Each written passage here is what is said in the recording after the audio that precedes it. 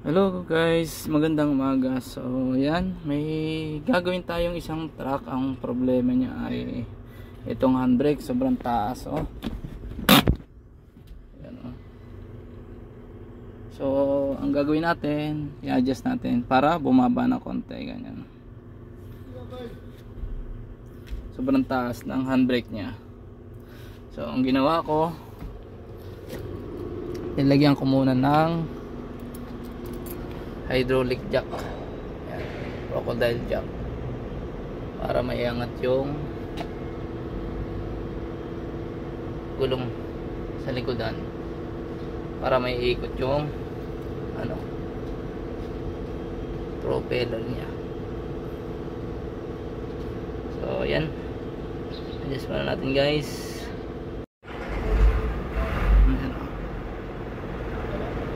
Mas madaling mag-adjust ng handbrake kapag nakaangat yung hulihang gulong, dahil may ikot nyo to guys.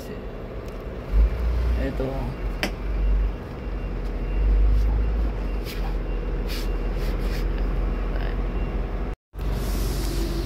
may ikot nyo to,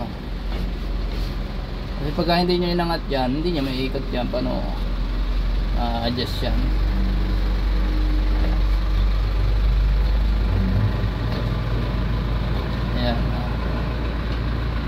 Makikita nyo dyan yung tanggalin nyo muna to, yung logo nyo lang itong pinakatakip. Yan, may makikita kayo dyan na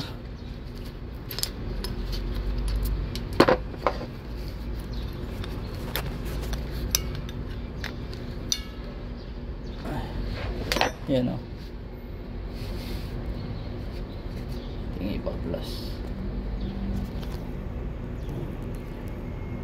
Yan, makikita ko sa inyo ang adjustan yan.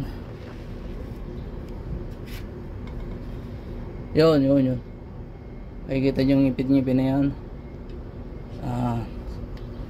Diyan ko yan mag-adjust.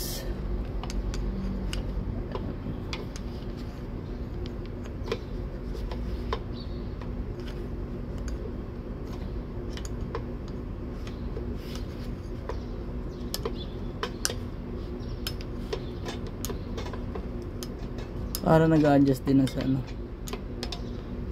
sa brake.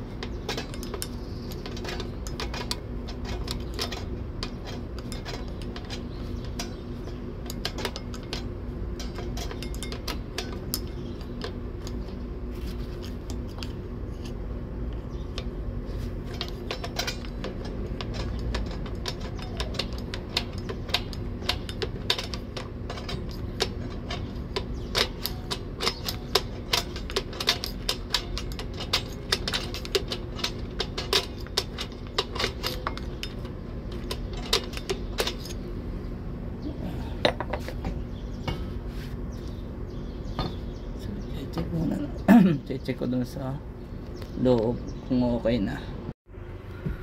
Ayan.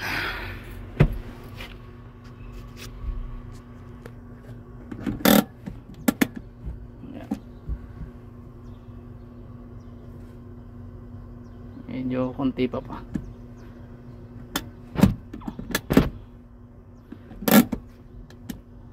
Konti pang adjust.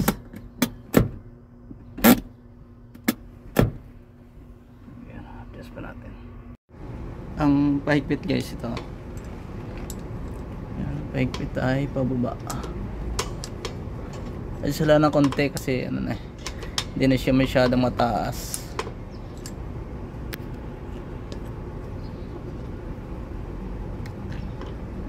Nyo naman matatansya nyo naman doon sa loob kung okay na. Yan.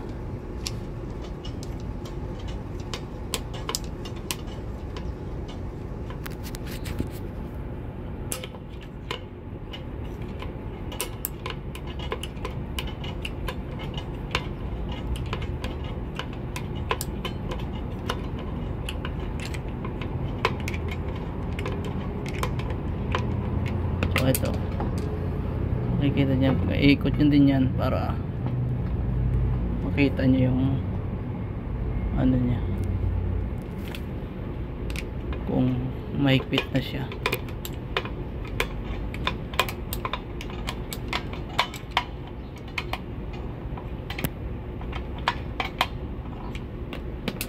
Ayan o, mahigpit na guys. So ang gagawin natin, luluwagan na natin ngayon. Dito tayo mag tatansya. Yan o. Masama din kasi guys yung mahigpit, mag-iinit yan eh. Yan.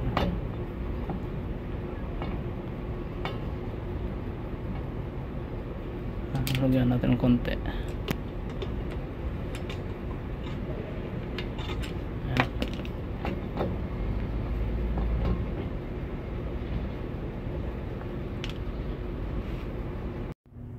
Ay. Hindi na siya mataas guys, sakto lang. Kanina nandito siya eh,